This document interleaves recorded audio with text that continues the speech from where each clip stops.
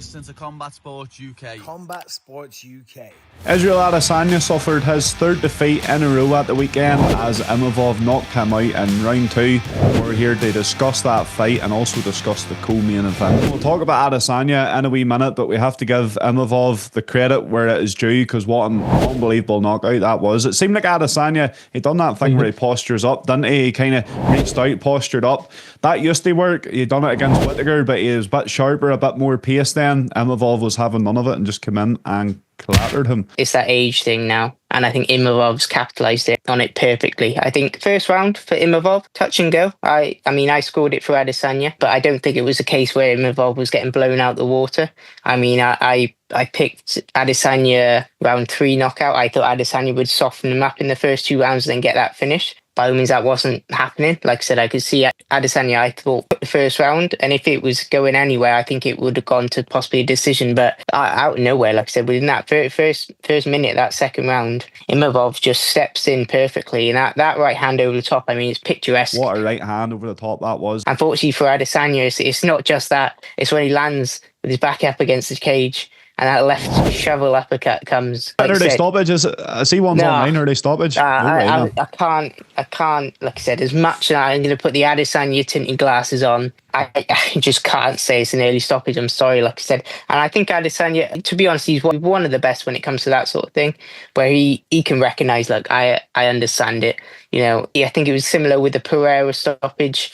Like I say, Goddard was the referee again, and everyone slates Mark Goddard. Again, I'm British biased. I'm going to say he's one of the better referees. I don't think we're going to pile on him. I think for Imavov, like you said, it's not just that right overhand which landed so perfectly. It was followed him up so quickly, right up against the cage, and that left hand was perfect, and that put Adesanya out, like I said, in waking up on the canvas as Imavov's on top of him, and you know, you can't blame Mark Goddard for stopping that fight. It was a great stoppage, I think, and I think Adesanya, any complaints he has, I think he quickly dismissed them after the fight. Like I said, it's a brilliant win for Imavov, and by all means, like I said, the threat with Imavov is you know the grappling is there. You know it's there, but the striking is, like I said, he's called the sniper for a reason, because his striking is really, really elite. And like I said, I think he's shown it against someone like Israel Adesanya. It's really, really a special achievement to knock him out in quite, special fashion. We've not seen Adesanya knocked out like that since he was fighting Alex Pereira back in Glory Kickboxing. It's a really real, special achievement. So similar to when Chimaev just absolutely ran through and smashed Whittaker. Like you said, you're seeing that, unfortunately, it's an old guard retiring, the new guard coming through with a lot of V's on the end of their name. And it's Chimaev and Imavov, I think, is the new era at 185. It's a sad time. I've only been watching UFC maybe 5 or 6 years. So Israel Adesanya and Kamaru Usman, Volkanovski, these were the champions that was reigning whenever I started watching it, and seeing them fall one by one is quite tough to watch. And as you say, Dan, it's all of the guys with the names ending in V that's taken over. So exciting times. New era. Yeah. We have a Brazilian in there, Carlo Barreiro. We're trying to. Yeah. And like you said, Drakius might have another thing about it. And then Anthony Hernandez, I don't remember if he came off a loss his last fight, but I think he's kind of like the sleeper on this middleweight division. Fluffy is a sleeper. He's a good shout too. Yeah. I was a shock in that. Was it a shock? I was a bit of a shock, I suppose. Yeah, it was one of them ones that there was a chance of it happening, but when it actually happened, it still gets you off your seat. But it was tough to watch. Something that definitely didn't get us off our seat was the MVP beating Magomed Shara Bullet. I said before this, I did throw a wee caveat in there and say this may end up a point scoring match. This could be boring, and damn was it boring. I think it was a case for Shara. I think it was a case of getting caught in the headlights. But, he didn't know what to do. I mean, he's looking for him in one place and he's gone before he's even got time to react. Venom Page can do that to you. And again, like I said, it's not something that, has a recipe for an excellent fight. Like I said, in the preview, I was saying, look, I hope MVP gets knocked down. I hope Shara then gets a knockdown and it's back and forth. And it was just, it was all wishful thinking. And it did end up being the point scoring match we unfortunately thought it may have been. But yeah, no, I think for Shara, it was a case he didn't look like you could get going. Now, I don't blame him for that. Michael Venom Page, like I said, his movement is completely unorthodox. He is, the one true Michael Venom Page. There's no other, the one and only. Like you said, you're not going to find anything to replicate him. You're not going to find anyone close to him. Like I said, it's really difficult for Shara to, get started. If Shara catches him, say in that first round, then by all means, I think he can improve then into the second, into the third. But for MVP, I think it was a case of, look, he knows Shara was stuck and he couldn't go anywhere. So I think MVP cruised through. I think MVP was winning that fight in third gear. Like I said, I think he could have gone up fourth and fifth and sixth, then maybe we could have got something like a finish. But why jeopardize that when you've, had two fights in the UFC? One being Kevin Holland in great fashion. Like I said, I think that was actually an exciting fight. There were moments in there that, get you up off your seat. And then a fight then against Ian Gary that everyone's, Brit fight, Brit against Brit. And it turns out to be an absolute, stink the gaff out sort of fight. No one wants to see it again. Like I said, so for MVP, whether he wanted to go into this fight, he can feel he's cruising it first round. Does he then push on to try and get a finish and then get caught with something? Because, Shara's not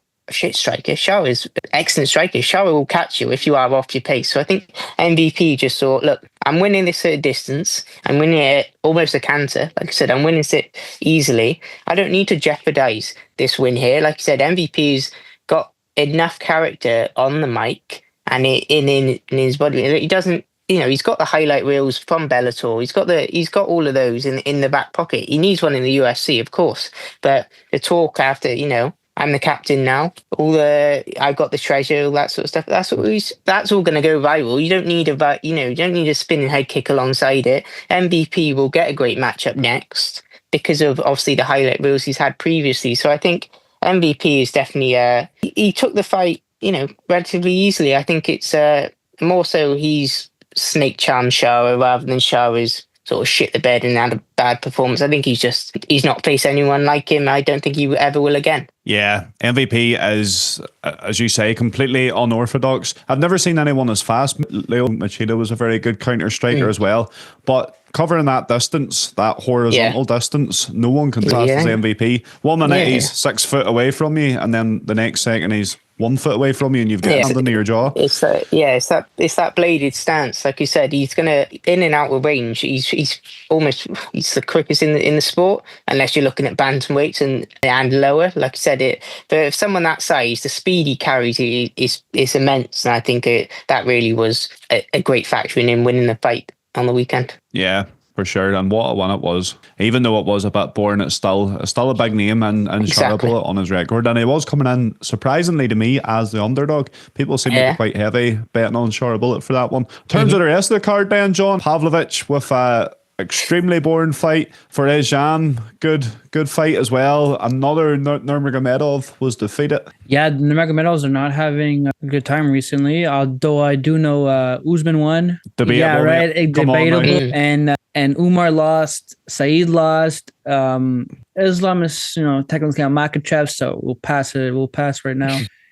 So to me, the standout here, we talked about him, but Vinicius Oliveira, really, I think he's the bright prospect in the bantamweight division, in a division that's already stacked, that looks like we have a clear champion who wants to fight, who likes to fight. He's beaten the previous champion in Sean O'Malley. He's beaten the hotshot name Nurmagomedov coming into the rankings. He's beaten former champ Peter Yan. He's on a crazy roll. His only loss in UFC is really against Ricky Simone. And guess who beat Ricky Simone? Vinicius Oliveira. Oliveira is an exciting fighter, is an exciting prospect. He seems like he's really well rounded. He blasted Saeed. He took him down. He held top position.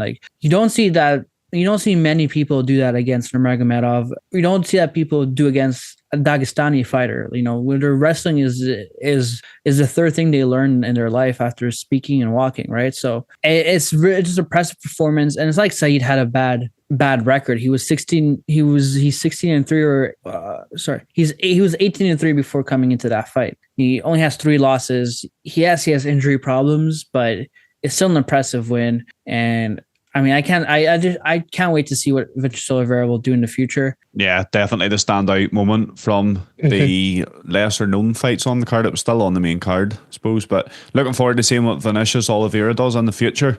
And that rounds us off for UFC Saudi Arabia then. It was unbelievable getting to watch it at UK time. I could definitely get used to that. I had the Liverpool match on one screen, UFC Saudi Arabia on the other for the prelims, and I was in heaven. So many more of that to come. Hopefully Turki Al Sheikh would be great. Thank you very much for tuning in to Combat Sports UK. Make sure to like, share and subscribe and hit the bell so you get a notification when the next video goes live.